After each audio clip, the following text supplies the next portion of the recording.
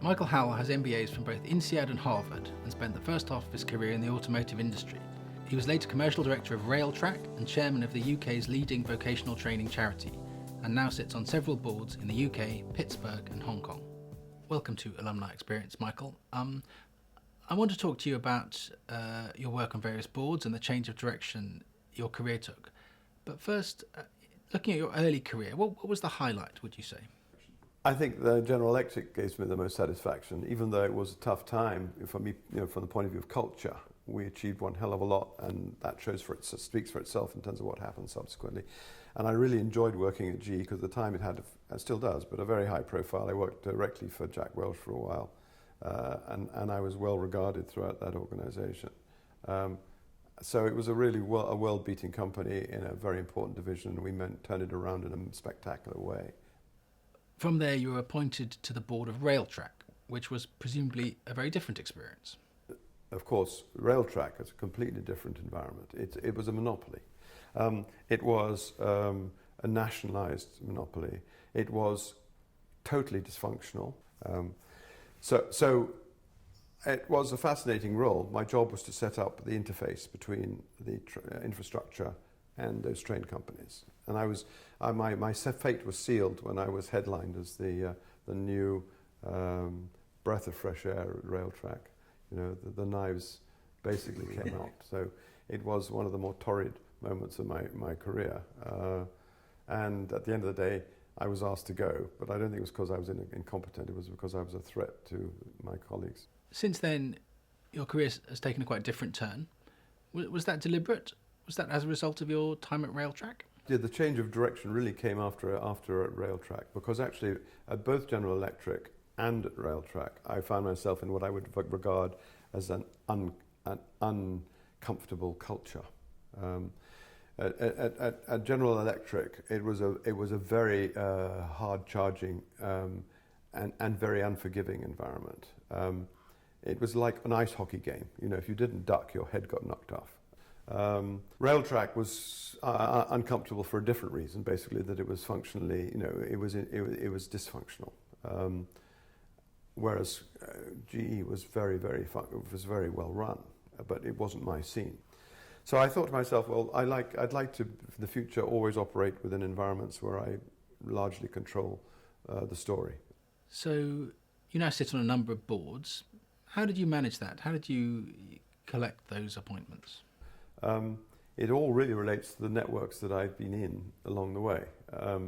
In the case of the Wabtec, Westinghouse Air Brake, I was asked to join that board by the CEO of the company at the time, who was a colleague at Cummins, with regard to the pharmaceutical business that I'm also on the board of.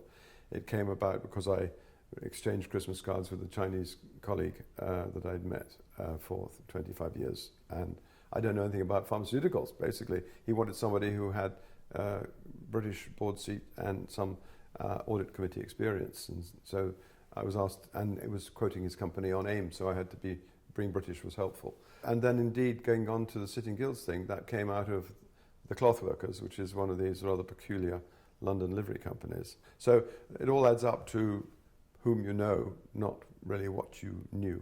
Talking about the City and Guilds, which is this incredibly worthwhile training organisation, what was it like chairing a not-for-profit organisation?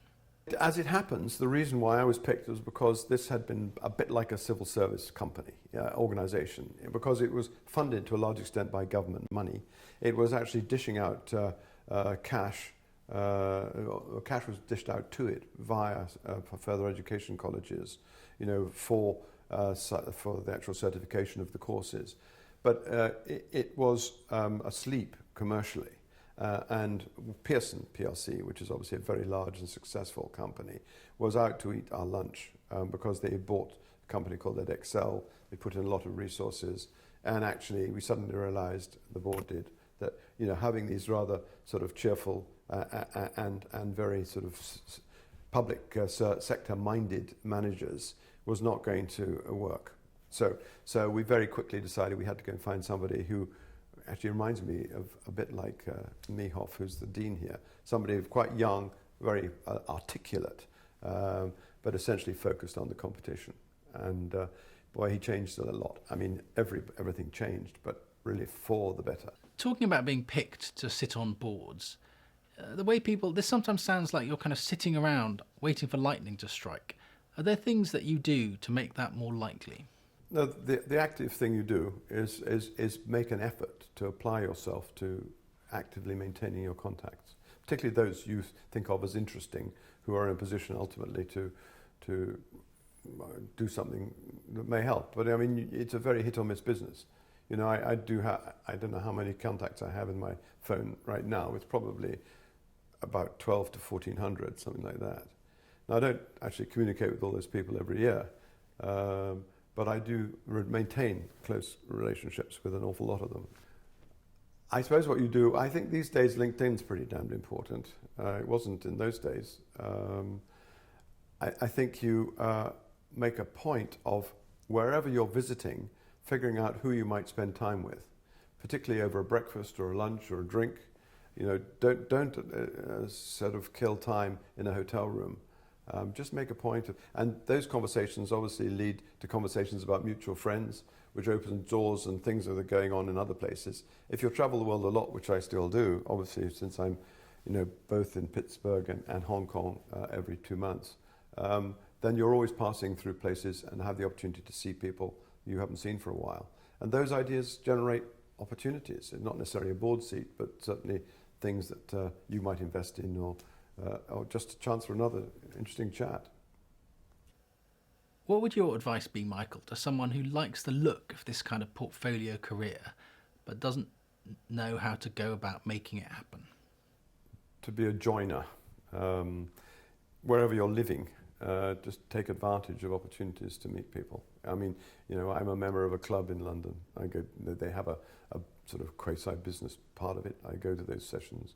You know, they have a dinner party arrangements for chairmen of companies of all sorts. They have, you know, INSEAD events. You just want to, you know, not stay at home. That's half of it. And because people don't make a judgment on your CV, they make a judgment on the impression you make personally. And make a point of contributing. When there's a microphone around, stand up and talk into it for a minute or two. You know, that gives you a chance for people to say, and try and say something that makes sense. You know, that's the one thing that I find most important.